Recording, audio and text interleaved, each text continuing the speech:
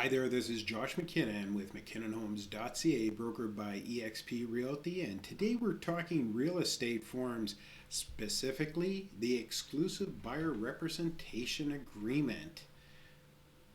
Let's take a look.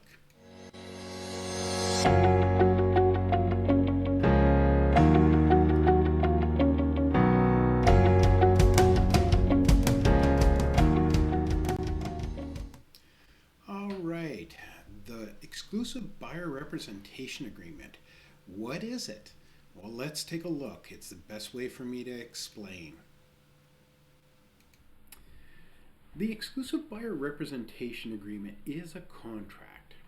Years ago, we never did contracts with buyers and we only did them really with sellers, and people didn't really understand why that was the case. Today, buyers need to know exactly what they're getting into and what possibility they have of any liability, including what about the realtor? What's he supposed to do for me? So let's take a look and see. All right, as you can see, this is a contract.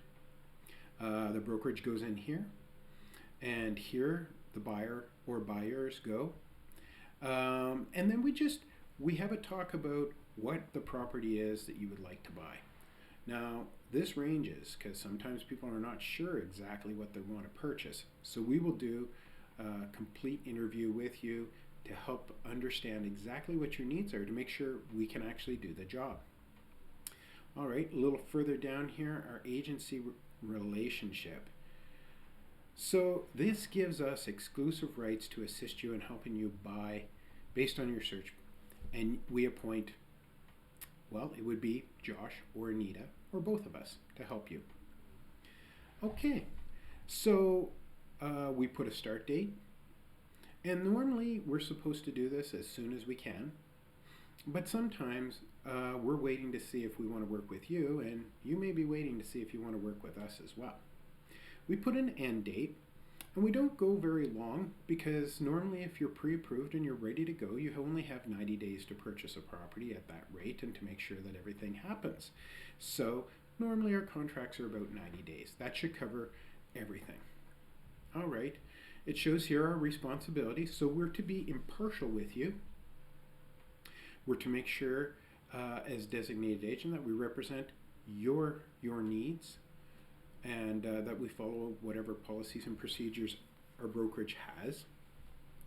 We're to supervise any staff. Now, we don't have any staff. It would just be either me or my wife, Anita. And then we try to hold the money in trust, whether it's our brokerage or another real estate agent who has a trust account. When we're purchasing, normally it's the seller's brokerage that would hold on to that funds, but it could be the buyer's brokerage in the case of a for sale by owner. We'll get more into that. And then we give you a copy of any agreements because you need to know what you signed. All right. We have quite a few responsibilities here. And we may have other responsibilities depending on what we're trying to find or what we're purchasing. Your responsibilities? Well, you must continue to cooperate with us. Help us out. If you're not, it's going to be hard for us to do our job too, right? And we call it frustration of a contract, and that's not a good place for anybody to be.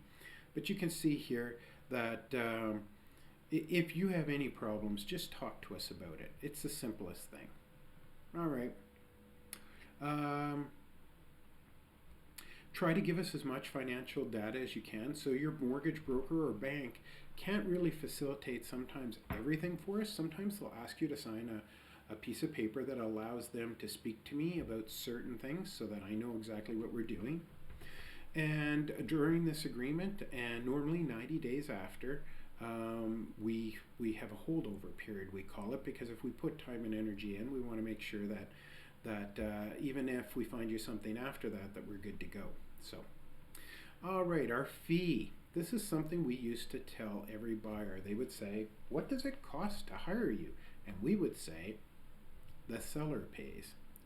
And although that's true, you do need to know what our fee is, because it's not fair that you go with us and you think, wow, I mean, this guy is doing all of this and he's, what is he getting paid? It must be unbelievable. So normally we put our fee. It's normally in a percentage basis of the sale price, and but sometimes it's a flat rate. It just depends on what kind of home we're looking for, and you are responsible for that fee. However, I'll show you what you're going to authorize us to do as well. So, and and you would pay the fee even if so if you went to work and you closed a deal with another agent without us, if you signed this contract, then you would still be responsible for paying our fee. So that could be not a good thing for you, right? So in that case, you want to talk to us. Also, if you wanted to, buy, say, a brand new home, then that would make it more difficult as well. We would need to talk to them and make sure that they're okay paying our fee. And actually,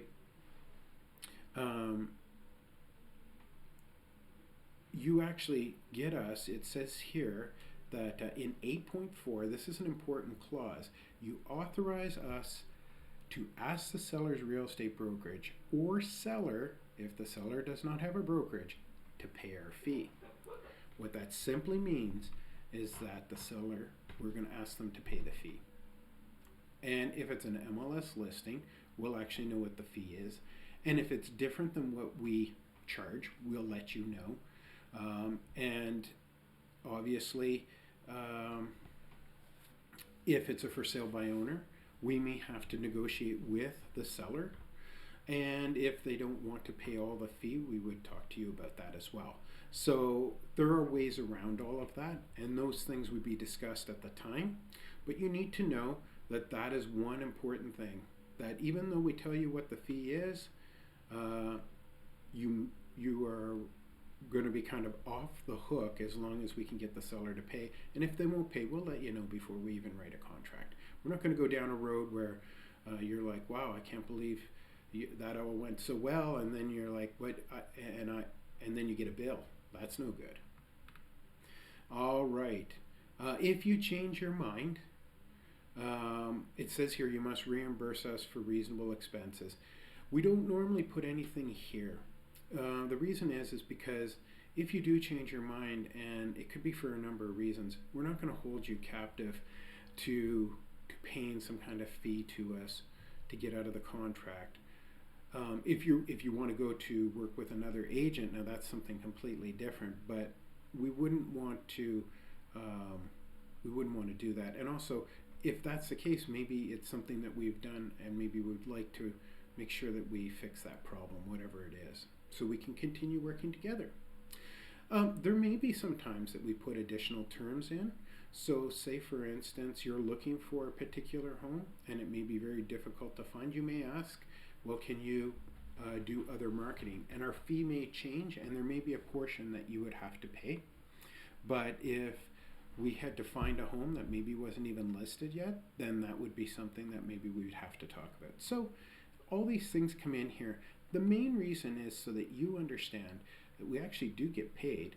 And years ago, like, we made out like we never got paid. We just, oh, the seller will pay for it. And you never knew. That wasn't right. So today, everyone knows it's called informed consent. And in the end, you sign a contract. That's how we do business. So one of the good things about this is you learn over time that not only signing contracts now, but when you go to sign a purchase contract, that there's a lot of obligations involved. That's why it's contractual. All right, well, that's the exclusive buyer's representation agreement.